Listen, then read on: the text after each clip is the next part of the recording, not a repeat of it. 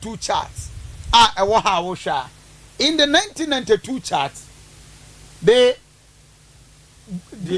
blue way represented MPP. Yes. Mr. The color blue chart is MPP, which is Adubuahin. Yes. Now the green color representing the NDC. The NDC. Which is Rollins at that time. Rollins at that time. Now, yes. Watch here. A free form her, eba besisro anything America say, bra, Ezra 94.1 official Facebook page. And yes, sir, on 10 commander. Won't go with us. Yes, exactly. Go. Now, Sir Mike, yes. You share the charts. Yes.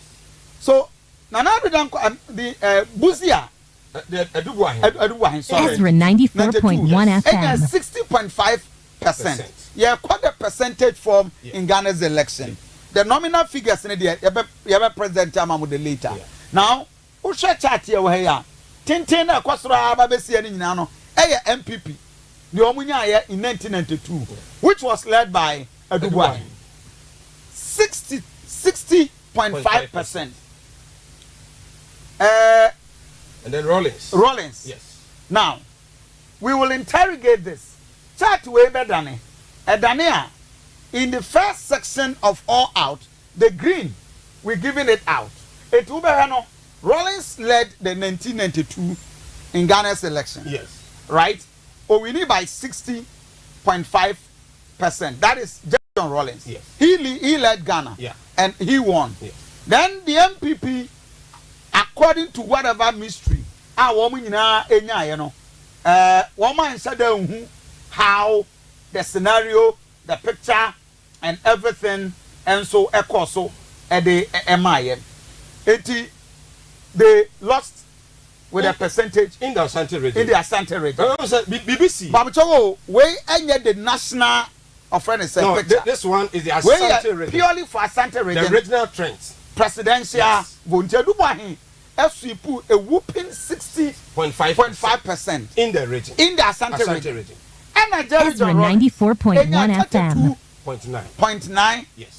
Yes. But so the first general election at Ghana, under the Fourth Republic. Yes. In Ghana's election, the NDC. Now watch this. In the Asante region. It means 32.9%. And that was Rollins.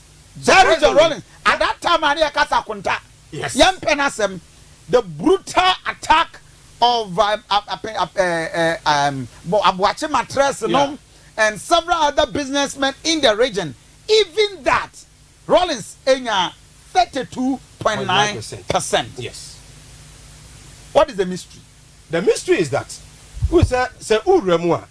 you realize that Asante, most of the people within the Asante region, and we say Rollins as a military leader, or suppressive businesses. Okay. But now you read the Fourth Republic, I said the first election last year. Now you drafted the constitution of this republic, Yeah. Most of the people within the Asante region realize say, "Cannot do my Rollins if you are Asante region." Okay. And if you are going into an election, cannot do it for Asante region. Now we are Asante. Now you do one free jobbing, a contest. Now the contest was not between Rollins and that of the Aduanaba. But it's any by year. Cannot do my Rollins and I feel so no. Aduanaba. So Kofi Rollins had enough support from the Asante region. Okay. And the man to me now, so Sir Mike over just about 5 minutes. Okay. Now, Memfa Emma Etefunya the total rundown. Okay. Then you come in for the discussion. Nentetefo now watch this. So Rollins, Mamu Remfi, at that time what the Kasejan no mobile. Rollins the biggest Kumasi roads I would roll the it was done under Jerry John Rollins. Forget Jerry John Rollins. The bad odds and the Niama who are Bonnie away. Jerry John Rollins projected the Asante region with intense project. All this doom project road I asked for it was Jerry John Rollins. Credit any demand. So and then one so to me any Adubuahin vote in Asante region 30-30. Now, in 1996, the MPP in 1992 had 60.5%. In 1996, after 4 years on, the NPP enya 65.8%. That means an appreciation of about 4.2% increase. 1992, 60.5%. 1996, 65.8%. That was John Ajekum Kofor. And John Ajekum Kofor appreciated the MPP votes by about 4.something%. The NDC maintaining almost 32.8%, a drop by 1%. Consistently, Jerry John Rawlings maintaining the NDC vote consistently in 1996, and that was where a battle came. Parliamentarians and co-parliament. That was the stolen verdict. Yeah. The MPP had a very brutal demonstration, and Omujiri said, "Abandon woman in the year." Let's take it. The opaque ballot box, and in the the miracle. Oh, share. But mobile TV, you know. Oh, the chat way I actually. But also, who tear or came one, bet me be mobile phone to Ezra 94.1 official, a Facebook page, no project. Now, fast forward in 2000, where you are only Asante region. Fast forward in 2000, and I will show you in 2000. That is 3 consecutive times, na Ghana Atuaba, and that has been. This is 4 years, 8 years, 12 years after election in Asante region. The same woman Penida John Ajekum Kofor offering carrier or Achumeni this year or ya Pedafie Niba. Nenana Eninapo, Matthew Opoku Prempe. And indeed, I can tell you for a fact, sir, na euphoria for Kufuor after the Urbano, the change was obvious. Na Ghana for Jerry John Rawlings, the NDC why day Afro. And in 2000, Jerry John Rawlings and Kobi. On it, the late Professor Mills and Kufuor and Okoye. Professor Mills was beaten mercilessly in Asante region. As a result, Omanpanida Kufuor appreciated the vote from 65.8% in 1996. In 2000, Obenya 74.8%.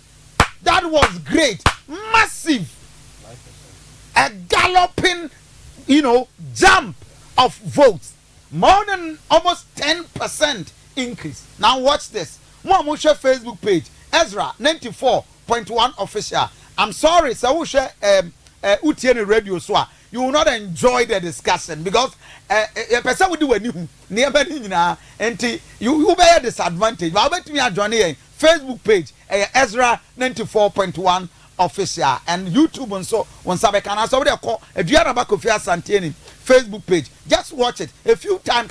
We are wait my kwaye wejuma. Now watch this. The Jerry John Rawlings 32%, 32.8% in 1996. 2000 Jerry John Rawlings and Kobi. The late Professor Mills. Professor Mills is Free Central region. Onye that known in Asante region. Onye will be a bonding with the people in the region. Amazime Pasumji, that man with a peaceful persona, a lecturer in taxation at our University of Ghana. No be answered there anymore. But because of the NDC brand, and that was when now Ohina Jekum nom air vibrant. The NDC regional chairman way Otejoso ya bimpe any Obabaya Lands Commission boss our Asante region me ankasa me offer officer passe I've forgotten the name Facebook page NDC for we me can just me offer I've just forgotten the name Mekaya meboni di now uko Facebook page ubetimi di na to the amame messages aba no so say Mike ebe kenkan amamo oba be wura mu na obaya analysis na so NDC drop away from 32.8% about 22.5% in 2000. So Sir Mike is about 10% drop. Sa vote no ekopie Kufuor. Vote na wo NDC 32.8% no. Obu kopie Kufuor ma Kufuor nya 74.8%. NDC drop 22.5%. Now fast forward. In 2004, something happened. Very miraculous. Main data no. Mo amuche Facebook page. Ezra 94.1 official. Wo de wo kwa no wa search. One like page no. Now do comment at the at all. na won so wa share na obi anya bi we hankwa na benya sa analysis we ever first ever in history of this republic in Asante region we nya baby I just say Ezra 94.1 official bepacho you can only watch it. I'm sorry who tell radio no one share TV who hear TV you have advantage but say radio I don't know mean to me emma how best ubesi ehuno but now watch this over a year 2000 in 2004 the NPP a project enya 77%. Sir Mike, this is so interesting. 77%. Yes. Now from 74.8% to 77%, and that was Omanpenideda John Ajekunko Abrante na the likes of Dela Edem Mobon Sefiwa that boy otimi friend say otini hwichemu. That man brought a gargantuan increase for the new patriotic party. Now in the second term, in fact, everybody wanted to have Omanpenideda John Ajekunko's presidency from 74.8% what they call 77%, and that was a miracle. That was a miracle at that time. And an OC a year Kufuor emergency at that time, and I know started several of the projects Ahodwa na ekoso in the region, and these were the issues Ahodwa ni nyinano na omo project. As a matter of fact, let me confirm to you, say Omanpenideda Kufuor attempt in Asante region, it was unbreakable, but something happened. I will tell you BBSC, and all the issues Ahodwa na ekodi nyinano were things that obia any aje 77% record way. No political leader in the history of Asante region and breaking. Pachotienie in 2004, Kufuor record were breaking. No political leader for MPP and etinia breaking. NDC nya a drop in 2004 about 21.8% from 22.5% in 2000. The NDC vote has started a drop in Asante region. Now fast forward in 2008, Kufuor after 2000, Wabecha 2004, Kufuor we in the term. Then we are getting into the introduction of Nana Aduanaba Akufo-Addo. Something happened. Nana Aduanaba Akufo-Addo eba Asante region, and indeed Kufuor the mantle nation in some. Was he going to sustain the vote? Our Omanpenideda Kufuor nyayana. Maurenfi say in 2008 election and a doom asafo bebia eyasayanto. It went on second round. As a matter of fact, Mami Patricia Apiaje, they were begging drivers ayewo Kumasi adentra asafo interchange ni start here. Kufuor start here no anya asafo interchange enwie. Beyond asafo interchange na onye nwie na Sofola interchange 2008 no Omanpenideda Kufuor be shortcutting and ni enyanso nwie several enti the Kufuor euphoria no na eteba form. There were several projects in Asante region across from Edja na manfo giri say Kufuor could have done better for the Asante region, but went to me and yet. Now, Samai, before Summit was 2012, can you tell me some of the dynamics in Tia? We did say Emma, the MPP, a drop because you know, ever in history from 74.8% drop increase galloping yes. to 77%. NDC from 22.5% dropped down to 21.8%. Yeah. Then in 2008, Omanpenideda Akufo-Addo. Yes. Walk into the scene in with a curtain raiser. Yeah. Dropping for the first time the our ballot paper and so. On 72.5%. Dropping from 77% to 72.5%. Of course, the NDC appreciative vote. Yes. From 21.8% to 26%. And then how did this accounted for? Yes, you see, in the year 2000, Osha Kufuor. Yeah.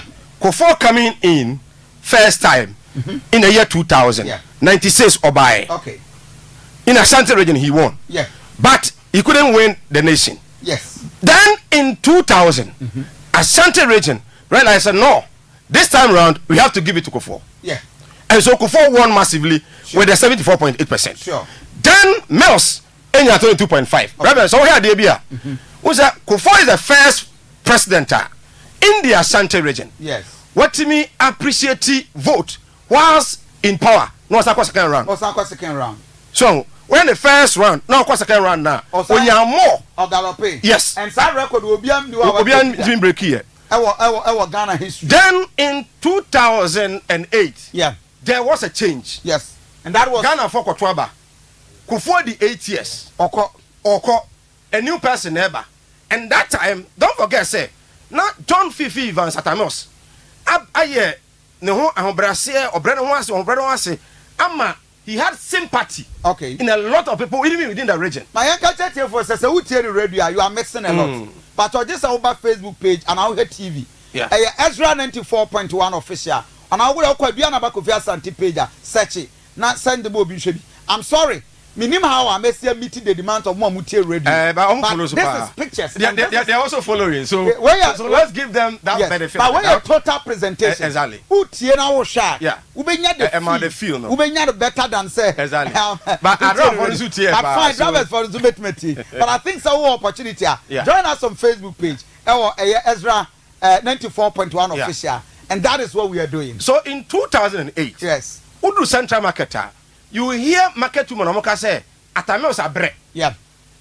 Mekai na oko eija market. Okay. There were women maybe aromatikua na omo ya Asante for. But omo say atoma Kofi aba Atamils are bre. Okay. Atamils ebre no ho ase. So Kofi ko de emfa nemra. And at that time, yeah. Nana Kofi had an integrity issue. Because no majority say we are hand time. Exactly. We are homosexual. Exactly. We are a violent person. Good. So that is why NDC appreciate India 26%. Yes. Now, some fast forward. Yanko we are in 2012. Good. Now, Yanko commercial breaking bra. Okay. You be fact the rest of the now and answer you be the region. Okay. Now for you buy analysis. Exactly. In 2012. Yeah. And another dan kwa Akufo-Addo in 2008 went to me. Yeah. The late prophet was in a winning year. Exactly. Good. The man died on the seat. Yes. So 2012, you had John Dramani Mahama. No, Mills. In 2012. In 2012. Yes. Right. And okay, Mahama in 2012. Exactly. Yes. Exactly. Mahama in 2012. Yes. Mills said we in the term. There be. 6 months. 6 months to complete it in the term. Yes. And now Ofrimu. Yes. Then John Dramani Mahama. Good. Gonja need the second. Yeah. Onono Subabeti Sibu, a vice president from nowhere. Yeah. As a matter of fact, my member revelation way in the NDC, John Mahama was not the likened candidate. Aliu Mahama, this man, Tintin Tuntuma, no, yeah. Special prosecutor. No, yes. Yeah. What's the name? Martin Amidu. Martin Alamisi, Ben Kaiser, yeah. Amidu. And where other individuals and an almost yeah. John Mahama was an opportunity. Now watch this. Mills, Eddie Cardi Martin Amidu Koi. Martin Amidu Koi. Well, we that he could know. And what Mahama now, Mahama was very energetic. At that time, was a communication minister. Yeah. In fact, in Parliament, he was a very strong guy. Sure. Now, Osha, 2012, John Dramani Mahama, vice president, the vice president, for the first and time. they, as a result of a winner there, Obedia there, and of course he took over. Emma, the good professor, no one in baby call. The MPP Nanado Danko Akufo-Addo, of course, well, you need in 2008. Yeah. In 2012, the vote to not enter from 72.5%, SI at about 70.9%. Yes. Nanado, I remember from what I explained, but Nanado had a drop. Then John Dramani Mahama, 26. Atamils, 26% in 2008. In 2012, there was an appreciation of votes for John Dramani Mahama, 28.4%. That vote way, NDC emitted this record, in this region. Sure. Anytime, and let me put this on record, anytime NDC ever clocking more than 27% in Asante region, they win Ghana's election. Take note. Yeah. Anytime Biara the NDC ebe winning Ghana's election in Asante region, ebe above 27%, they will win Ghana's election. And that was why Rollins. Mamima voice 32. Mamima voice note. Okay. 0531 455-105. Yeah. Between the voice note aba, no I a part of the discussion. 0531-455-105. And of course, Facebook page, Ezra 94.1 official. TV the Osha, you have the advantage. Yeah. So in 2012, there was a total appreciation, 28.4% for the offense saying the NDC. John Dramani Mahama. That is John Dramani Mahama. In the Asante. Nanado Edrope from 72.5% to 70.9%. So if you look at it, Nanado 72.5%, about 70, and according to NDC, John Mahama. So Mahama any 2.4% increase. So in Asante region, my infant to just say there are about 10% floating voters are decided the fate. NPP Manfuan Kotuaba ama womo in Asante region krano and you almost 70%. The Eguswano a deciding factor for them. Now fast forward in 2016. That is a history of a republic when the sitting president in the country Tienio in 2012 Saman Focus John Dramani Mahama the loser or Luciano was so abysmal, shameful, gargantuan, and as a matter of fact, a very, very catastrophic loss for John Dramani Mahama in 2016. I am not surprised, said John Mahama, or person wiping his face, and Tessa free Mukra forever and ever in the history. He will go down in the history as a sitting president or Lusu Abapoto ever in this republic. Though Ghana's republic is young, but Minimda say any sitting president will lose more than 1 million votes as a president. But you see, it was NDC second term. No, so now acquire the 8th year, 8th year of Kufuor and the 8th year of NDC Mels Mahama and the. Okay. So Ghana for Adjeni on the Twabano, same thing. Exactly. So Mahama became a victim of circumstance at that point in time. Okay. In the Asante. So Yabeba share the 8th year rule now. Yabeba no. But in 2016, Nana Ridanko Akufo-Addo appreciate 76.3% votes. Now onya more than 6%. 6.6%. At the 2012.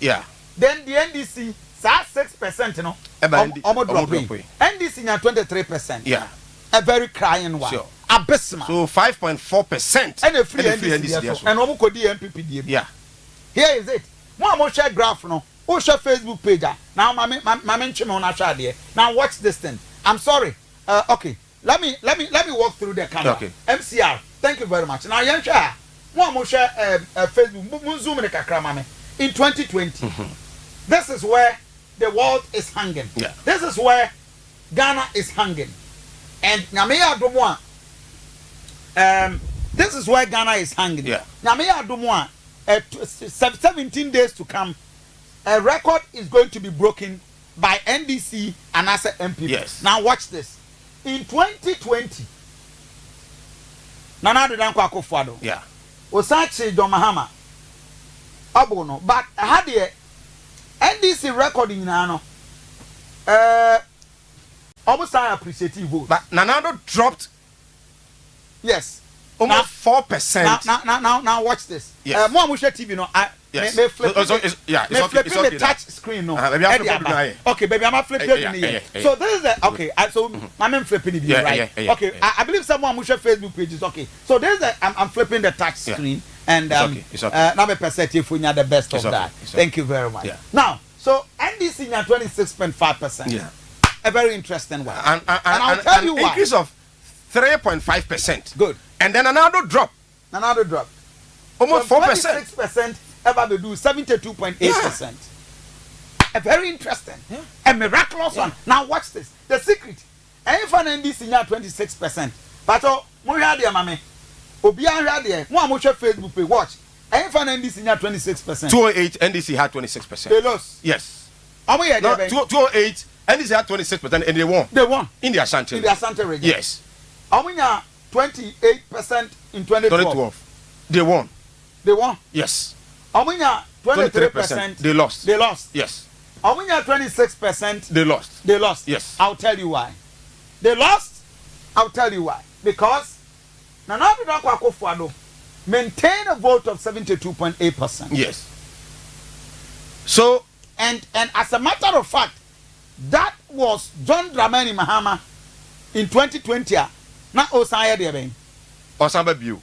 And at that time, the NDC were not prepared to win election. In 2020 elections, no. Okay. Now NDC were not prepared to win. Okay. They were like, yeah, contest, no. Okay. Yeah, elections. Ghana talk about 8 years. Yeah. And we are going to test the waters and see what will happen. Because Nanado in China for 8-year term. And you see, anytime one NPP, Ebenya less than 71%, no, they lose the elections.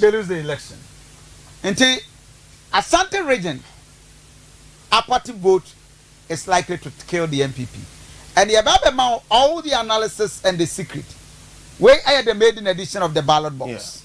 Ghana's ballot box. The battle where we got the baby. No, let me tell you. As a matter of fact, so we pay intense analysis. A sculpture one where yes, when you beautify one and one Ezra. And this is just the beginning. We will shock you to your bones. As a matter of fact, no, from now to December 9th, 10th, you're going to enjoy. Oh yes. Oh yes. You have a biggest opportunity to get your product sold out. But who tell on voice note 0531455105. Wait a minute, will comment at the Abaso. Now I am part of the discussion. So Mama share on TV, Mama share on Facebook page. That is the graph for Asante region. So Mike. But you're dying for just the next few minutes. Now, why the NDC is targeted 32% in Asante region? And the MPP also aiming 75% in Asante region. And I will tell you, sir, NDC cannot get 32% in Asante region. The first ever record that Rollins break here was 92-96. That record no can ever be broken and again. And that is a mistake the NDC did. Say, any running mate from the Asante region. Because Rollins time, no. Yeah. Kofi Rollins. Yeah. Hey, Obia. The Asante source and let me give you the secret. 31st December Women's Movement. Yes. The woman was very active. Good. The likes of her, Dr. Mahmoud Bawumia. Yeah. The woman is penetrating every aspect of political nicks and crony and working out for him. And that is a credit at the Maobano. But on that note, MCR, you're not for just a brief commercial break. But menko on Facebook page, Samai Beko, one mania the reactions and commenter Abba. We need the Reverend Kofi Asante, and of course, I'm Samai. The ballot box analysis of 2024 Ghana's election. Good afternoon. Yabasi.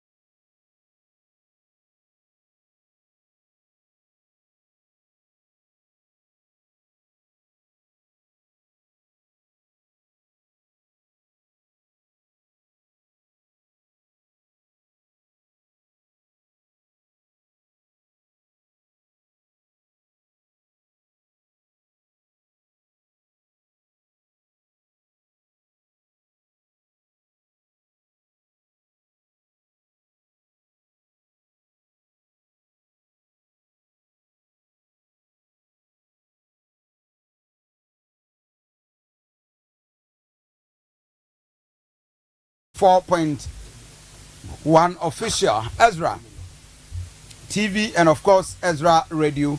And my enkai was the ballot box projections and our channel. We're giving you the entire aspect of the whole projections. The amount from 1996 ever BC 2000. The analysis of our Asante region, the pro and cons. In the next 5 minutes, Nafi you'll be seated. Now, so Mike, getting a working match for because anytime I bring Obi from Asante region, yeah, our the indigenous of Asante region, Asante region appreciated the vote. Now, I'm projected the man. I'm for by it worked for them. Yes, even in the second term, with me appreciative vote. Yeah, this year, what is going to work for the MPP because Napo's bit. Because yeah, the aid to Napo. Yeah, and is it going to play any role when you? For me, I'm yet to feel Napo in the region. Okay. You see, on Panida Dakofo, coming from Asante region, yeah, he campaigned massively in the region. Every household na Uremubiano, na Otiko nka. Akwala kura woko school kofo, penny kofo. So the touch kofo no form. But now I can tell you, say, there or what din ewo krom ha in the Asante region. It is a flag bearer, not Napo. Napo. Baumia. So Napo, Baumia or more name in the region than Napo in the region. Yes. Oh, yeah, sure. Yes. Okay, so because he's the flag bearer. He's the flag bearer. But you see, this time round, for me, should NPP win beyond 72% in the Asante region, I will tell you, sir, Napo's influence will not be more than 4% in the region. I disagree. You may disagree with me. I disagree. You may disagree with me. But the point is that Baumia the kind our region far advanced in the region, okay, and that of the when he was a running mate to Nana Nakufado, the Supreme Court, yeah, the pin seat issues.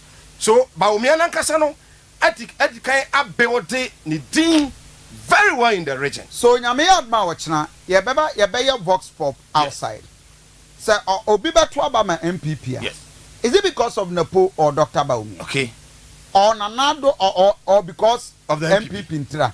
These three figures. Tell you, that will be our vox pop. Yeah. So Oba Twaba Ama MPP. Oba 2 because of Napo.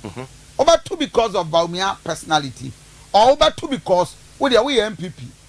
Yet will be a big now MPP na winning. Yeah. These are the three voice pop. If you can't read here and you may call a person in the voice note. On voice note 0531455105. Ochana, you better interview Nipa Maku 15. Good. And out of that, you better understanding good from a doom. Yeah. So Biba Twaba, more share on Facebook page, Ezra 94.1 official. Ezra 94.1 official. And I say Ezra TV and Aduanaba Kofi Asante. We be understanding that thing. Yeah, didn't come up. But for real, you think say Napo's impact any match for me, I understand say Napo better check grounds in the region from next week. So maybe if things will change, and I'm saying that means a free now kusina soon Samira na Ayana. Yes, Samira ha and then Ochina or for Krum or just so. Okay. Samira Abesini Kurechi. Then right after we know, you realize say Napo Beba. Into Abia from now on to say Napo Beba no. And Abia Ebenya the feel of Napo in the region there. Because Napo Dimbe the household name was when his name was mentioned. So never running meet. And then at the Jubilee Park, Oko make a comment concerning the former president, that of the Common Chroma. Okay. That was when Napo Edimbe a common name in the region. Now, the NDC also in the region. The ABCNA. So NDC parliamentary primaries. You could see a lot of accounts contesting the parliamentary primaries. Some constituencies like a Joso, Obuasi East, Ofori Krom, Formina, we had more than 4 aspirants contesting in the ticket of the NDC in the region. It would be 3 each, every Asante region. Okay. Previously, it wasn't like that. Ubenya NDC, Uhunu Sebia, Fuseni, na Ojina, Ewebia, Subin. But now, Obi, no NDC no Asante region on Ferribio. You will see a lot of the indigenous. Yeah. Almost say NDC at there, campaign NDC. So it is very, very. The magic never for the magic will do. As a bus or be appreciating voter. Obu vote bet me I appreciated. Go beyond 26.5%. Yes, the magic be say. Yeah. Now no. Said the Canada your fan say Asante region. NPP, we are in this new offer no. Now it is going down. Okay.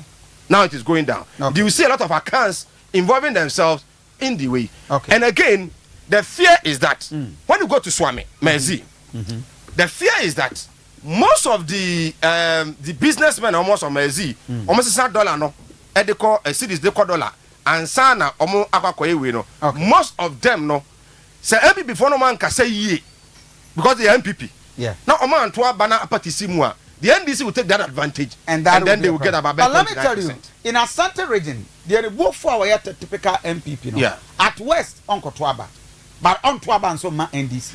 A typical MPP man in Asante region, ni bufu na abaya. The West scenario which happened. Now watch the graph. In 2008, in 2008. Now what do you share? MPP vote ni Aduanaba and started. Mama 92. And you see in 2008, in 2008 that was when apathy. Esimu ma part time. Now all parties of Besacho. So Monkoto Fu. That was 2008. So when Kofi was exiting. So when any time MPP the way Nanado Teso and Odinya 72.8%. Kofi Ebabelusu no onya 72.5%. Yeah. Now when we find Nanado Elusu you know. Yes. Kofi Kono. In 2008 and Nanado Eba no. Yes. Yes. So Kofi maintaining this 77, the highest ever in the region. Yeah. In a nutshell, the person can say the fortune of all the 13 political figures, the flag bearers are for now, i.e. MPP, NDC, NEA project, you know. Whoever will win this year's election, the fate is in the Asante region. Yeah. The Asante region is the determinant factor. And then one say John Dramani Mahama is Abahanes. Yeah. Officially, Mahama ends in the campaign as well Asante region. Of course. So, Baumia be here we call. And then Baumia yere waha. Baumia will come again. Napo ensign Abba. Baumia will come again. Baumia will come again. Yes, for the last few days to election, no, he will come again. He will come again to complete. Napo will be here to in fact, the region Napo will be the operational commandant for the region during the election, even on the 7th of December. But the impact of Matthew Opoku Prempe Apijafie this year, how will it be felt? Is it being felt or not? Ni 8 ewaha. Exactly. And the Benyamre, so interrogating. MCR, yes. take me, Sir Mike, will come and take over. Good. Ewaha. Now you aba edin kombo. See that? Bibi abakode. Good. So from where you sit, morning Dr. Matthew Opoku Prempe. So far, campaigner, how has been the reactions? The grounds to say in the manner. Grounds need a yeboko. Na Yebeka ni say so far so good. And Yama air cost any penno because the new patriotic party is a Ghana for her. This time your strategy you used for campaign no your friend is a retail campaign. Na retail campaign no and Sebi sure ye be who say the flag bearer himself, Dr. Mahmoud Baumia, Onam North no, na Dr. Napo Onoso Enam East, na Yera Samira Enam East no, na Dr. Napo ni Hukeni Madam Alma Onoso Enam South. And only can say a message no, ya structure no in the way your friend is a retail messaging. And no, you say yen semono, I owe your manifesto mono, ye bubum pimpene, dia ba okoyano, Senebeya Ubibia, Eminia be eti, and to Sebi say. Se flag bearer no ne ba constituency e na wanya ho enhia e na bia wo call market nti went me ameti de na wo kan ni yiri Samira be ba market ho no abekasa na emre so be mu a doctor na po ankasa so be si akire na wasade you can say constituency bi ayo baby a remote kakra chire a nipa mpese omo beko ho ye hwe Dr. Matthew Opoku Prempeh na ho den sonkwa wo a ono ye can say oye difficult constituencies okọ baby a eho eden no because ye hwe na ho den niti na bibia ni ho a wo de so opanyi ya wontimi nye enti your strategy na you see for instance in the Asante region which constituency na difficult who say it very difficult here say na po be wura ho ansa na motumi win. Oh, and yet difficult to win as well. Sometimes, no, you can't say, ne torn out or conning na no. Ye chemu miensa. First of all, no, ASL did the vision of Dr. Mahmoud Bawumia echo round. Na Ghana for Obia Atibi, and new party former any floating voters. So Obia be complaints. After so no Ezra 94.1. Asante party for Shia Ankasa executives. Polling station executives so munyina na wa energize or more unite or more you have baby to say for me na ebe hia say Dr. Matthew Opoku Prempeh no abekọ ho no de na yesi form na party officer ya tumu se mfie nan no obema eho atodin na afe party for obia ka ne ho abomu na afe no ana omonto omo ho ase ode be ka ne say conflict resolution skill no ode beto form na entiase aye adwuma ye share kra about 3 weeks ago it's me enya unity work ewo for me na say difficulty no and yes a difficulty to win but difficulty say party man kasa be come ho abom na adwuma so a yes omo ye no omo timi aye amana koyi ye hebe bi to say western regional ye ra Katrina Feku na ne constituency ho waye MP da omo yi no wasa kwa aba issues nkitinkiti a na ewo ho enti ye research na ye nya the right information a ebe hia say ahemfo na ese no omokasa omo a se bi obi eti omo na so wo ho eno de obetimi aka se wan ko omo nan so a constituency ne yen we ni kra eno nye party asem ye se asem da ho na hia se mpanyimfo de oma no tumu enti se Dr. Matthew Opoku Prempeh ekọ ho na ye dru ba bi a hia se obun kotodwe patch kra na ye wura na po obun kotodwe patch se yema boko emra na sumdwe enti no etimi atoama NPP enti in the western region evaluate Mojo constituency e wana Katina Afeku yes Afeku ebetu kwadwama and then he won the elections and one gentleman Tanichi Kese for NDC betu Afeku and then Tanichi winning the primaries and a young guy Kofi Akunoku bae ebetu Afeku. This time round it is between Afeku and Kofi Akunoku. In that constituency no there has not been any MP akọ twice in Evaluator. So this time round no it is for Afeku but there's a problem so we are aware within the Afeku and then the executives there were a lot of issues. So I believe that Napoko ho and I saw Basa ko hobio as a matter but now ntimi ko hobio se say they are basit na it's a basit in the Asante region na ye be in the Asante region okay enwuma yes wo ye other constituencies ye sha yakọ western yakọ central yakọ savannah yakọ bono yakọ ahafo yakọ bono east yakọ northern region yakọ volta region ye twa ye ho won Kramante mu so kakra na Ashanti no ye constituencies kakra afini ebe ye greater Kumasi enti ye hwe se AFRIFA de kono Ashanti region be feel the presence of Dr. Matthew Opoku Prempeh and she say bebre de mene ama bimpoma mensa ama press aid edema Napo and then of course global coordinator for Napo Inspires initiative and ye din komo ama since Bawumia enemu Napo Obaka say assemble na Napoka in his campaign to ato Ghana for asum wana what means Ghana for make so like for instance in say Bawumia na mo a obi atimi ka so Bawumia say oba obeye we Napo assemble no waka odo say we run media but assemble no waka mo no say it has descended into the minds of Ghanaians assemble kwa readily available obeka dey say okopie mu obogoso na onim dwumedi abogoso for edi and so omo to for megude that time there was a national discourse yɛnyina yɛka galamsey ho asɛm ɛhɔ Ezra 94.1 galamsey for anase minus enim say the new patriotic party no sebi nyesi echi mining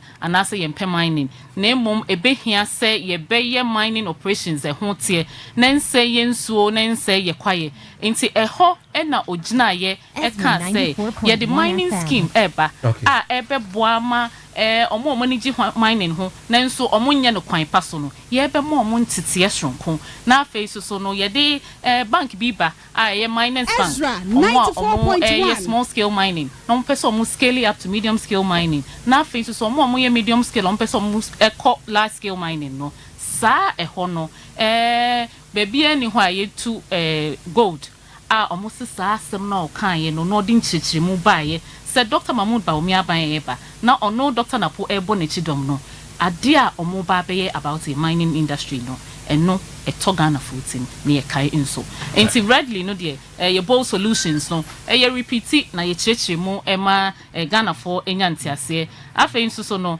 ye hwese constituency bia ye bedru bia aside say ye have stakeholder ye meeti ahemfo na ye share the clergy imams identifiable groups no or some make sure say if there is a school yes oshia emebunu na ewo ho no dia to omonim say MPP aban bae maybe na president Kofi make sure say ma free maternal health care na ya sa babio man na do dan kwa mo san koda ya education na behia say Dr. Mahmoud Baomi aban eba no ye be ma san koda ya adwuma into onya da je chirechire nkola nim into na o mama ne din say Dr. Free SHS into oni omo vibe no de e wo sure me say Kumasi krom de mo afi mo amade enu ntina wa pass tina no say a free Friday echo ye be ho no ne ye ni be hwe so ame enu na nipa be botwi abehia no over 35,000 people na enchekra ye be feel the presence of Dr. Matthew Poku Prempeh and Greater Kumasi.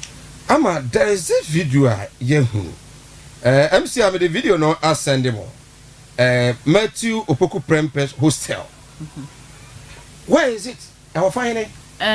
Me pacho ye share Dr. Juma Soa Oyeya na say University of Professional Studies e wa Accra UPSC I ho na me ameso me cool school omo na omo bo na paso say ye rai e bra ye de ne koto the education ministry no when di Ghana for abro obo ne homodin ye adwuma na eno na o make sure say or the free SHS na MPP ye kan ho asem no wa operationalizing na ye adwuma omanya a lot of enrollments na nkoda yi so ba school no ye hu so omo de nimdia sonko ene baaye na ye hwe mu ne hu se Dr. Koye no o make sure say the free SHS no ne ba no o create access o make sure say there is equity na fe the quality of education in Ghana no eno so wa maso o Koye no na che se fa emema wo ha ediosia enwotwe ene ye ma omotimi eko school ni bi o make sure say enne ye kase e my school no omobro emema no so afa so say kase quality of education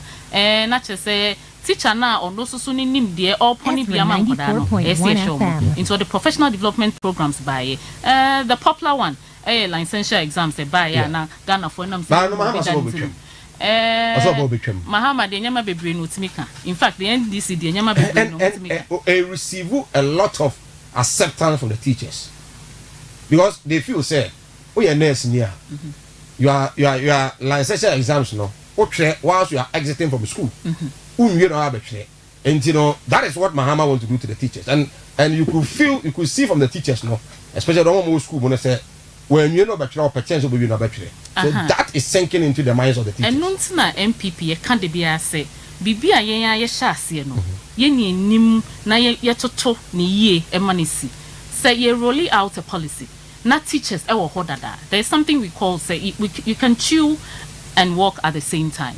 You have to be methodological and not just say ebi mo hodada nintino ye the system ni baba in a way running concurrently say obi a we school dada no definitely say wo ko wechi na wo ko trust exam no na omo da so wo school ni de o final exam na wa throw licensure exam so no that's what you'll be doing what is yes going forward Dr. Mahmoud Baomi Aban eba na ehia say ye di teacher in some to 2 years nintino no mu wie school bebre na no mu kuta diploma certificate enne ya mo akwanya mo contra so school mo bia ekuta ne degree ya colleges of education as we speak now Ezra 94.1 FM a degree straight up.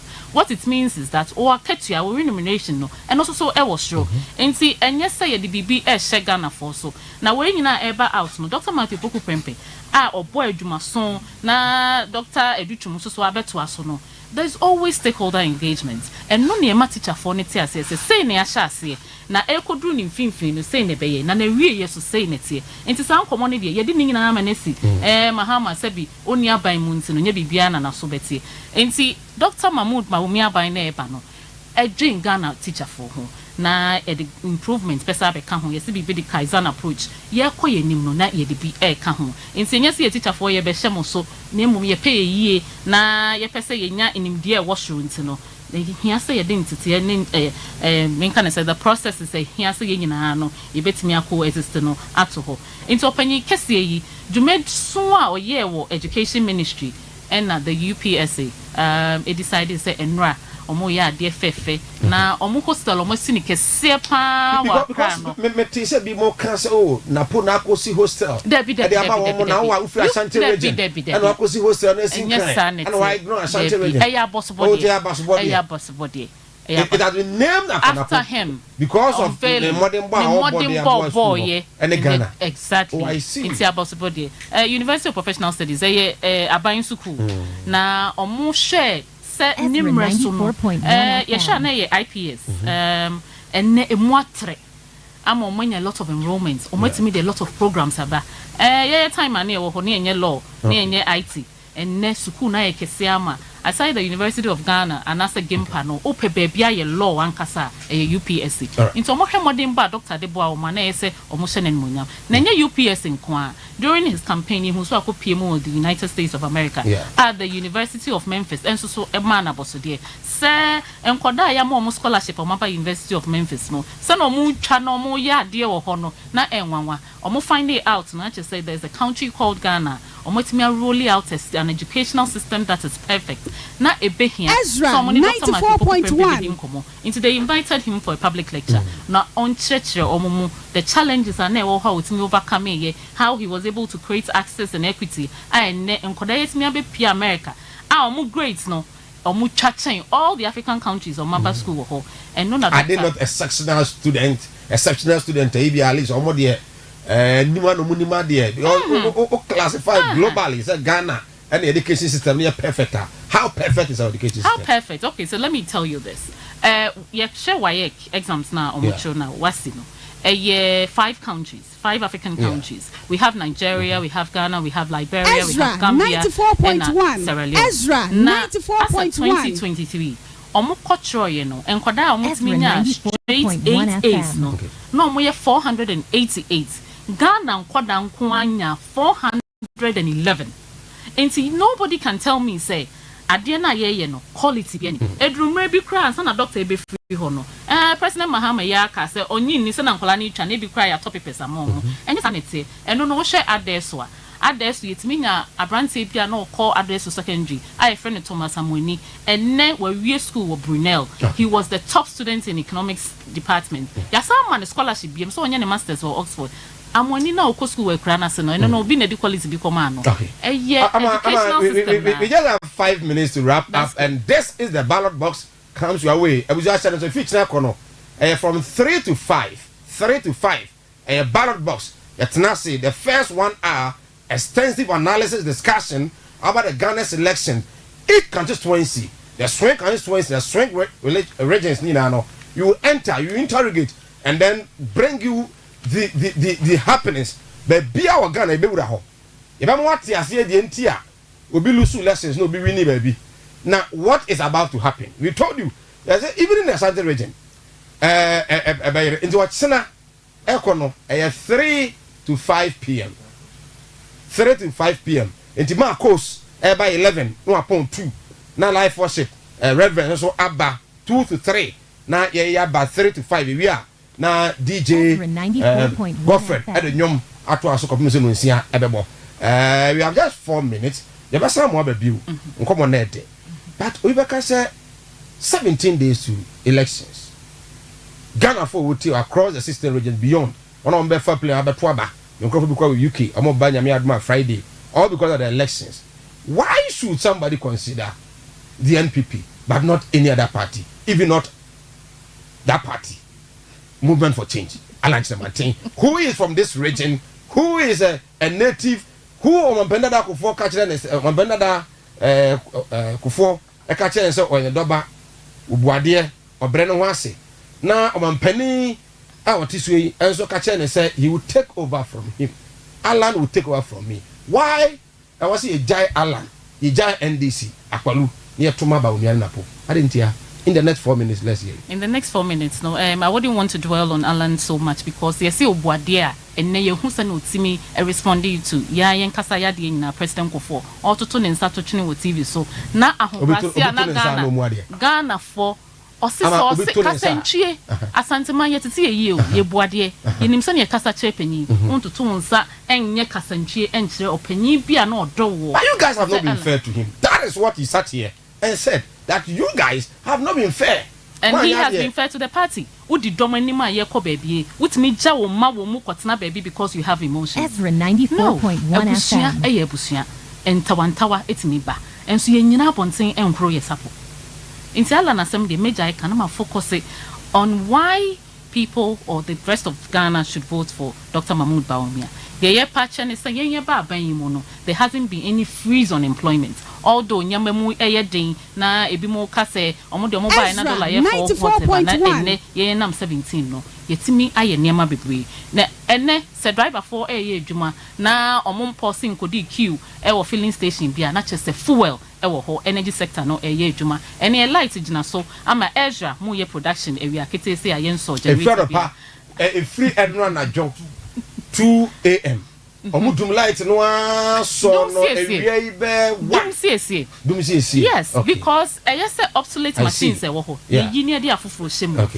See I no man CC ni amfa abefo fidie I'll forgive you because I understand say we were told say almost a transformer be.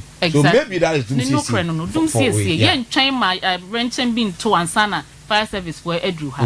Yes say ye kono Ghana ye the culture of maintenance. Also your manifesto ma Dr. Mahmoud Bawumia e dia shem say maintenance system no enne ye de beye adwuma na abreso. Ye hweso akaya yofo a mo ha say aban bi ba ya na taxi kaya yofo MPP ye ba ye free ho. Ye hwe that reminds me. Kaya yofo a mo gi o musika Aji Adiza edi ani mo je 1 Ghana 2 Ghana 5 Ghana cities. E de ba Kumasi Sports Stadium at a big rally NPP here present is cano over 200 million Ghana cedis. At the man, na da wakufo adone Bawumia. So many campaign. The promise was that Moba, Mobesi be makayo for nakokoda in the Asante region because that is where they made the donation. As we speak, I want to say that one thing. What has happened? So baby, 8 years now. Because other markets are higher you for hono. Omanya baby asna. Madina district economy. So Madina those in the region did the donation. Not those in Accra. Yeah, no kakra. Omo had a year and you call you be Montia. What do you have to convince them? Yeah, inaugurate here you will not know. And the training I dey makaya you for Ashanti region. Obia nyane de. Ya tro monster no adwuma. Why he was in this region?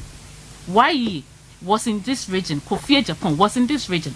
Ya tro mo beading, ya tro tea, ya tro makeup. Ni nyina no ye kire na fda ma ye remfini se ebi esua ebi free mu no na ebi beka ho enti ye toto niama enye se ye solve that problem no e we particular region and leave it one ama sure ho force so anye ya still ni nua ni free ma another person will come and replace that individual enti ye nwie ye eno na ye stress ye moa na Bawumia emetoa de ye hye na aso ye share the NHI subscription and so we are wrapping up just okay.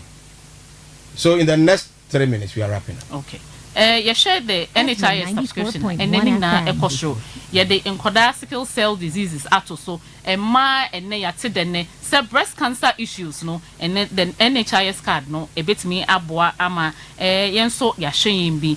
Enne yesiso bi enya kidney issues na ohia dialysis treatment a NHIS card no ebe show kama. You share bibi so say claims say omo a yes service providers omutimi etnya omsasika no omo send omo report and nyina no digital yen ni aban a yesi more factories than any other. Yen ni aban a ya building more roads than any other. In the Asante region, where are the locations of these factories? In the Asante, and no, they just watch now, mommy better. And no, me boss, I can send you the software, the soft copy of it. Never to screen is no behind. In the region. In the region. Okay, so I'll give you all the 16 regions. All the 16 regions. I can be here. Yes. The 16 regions. And I will regions. show you. A factory, no, and this factory, another line to say Modeya campaign, but he initiated it. A brain drain and a Modeya campaign. And a dear no payoha. And then how many people has he built? A dear na wayama na brosho. Alan see you bida. You are using where you are factory or no? Yeah, they are doing a boom mine. At the year campaign. It's Uka home. Now you're the policy about outer. And no chess say, I feel now about chess. I mean, I'm the A B buy. No more would the see any buy because it's I said, Alan, why do you not party more? Obita say, what would be Biaba? I'm a party no. I benefited the campaign. But today we are talking about Dr. Matthew Poku Prempeh. I want making sure so we implemented the free SHS policy successfully. There's no house in Ghana here. Mbeka say, onya free SHS graduates, ewoni fee. The implication of all these educated young people, no, Ghana in the next 5 years, region Biabesi na Kufuado statue, the regional capital. I am telling you. In the next 5 years, because a hono na ebe hu infasodia ewomu and no they are so creative to the extent say and little education, the basic education they've gotten no akrabia at na internet so at the level of content bi obetimi create enya sika kakra no and no na ye share say 1 million IT jobs aba in the 2020 election some of free education going forward. What next? Yes, say jobs. Yes, see jobs. Meaning so what was our report here? Digital skills in sub-Saharan Africa. And no na yes by the year 2030, no, 230 million IT jobs will be available in the whole of Africa. And no na Ghana, yeah, 9 million. 9 million no.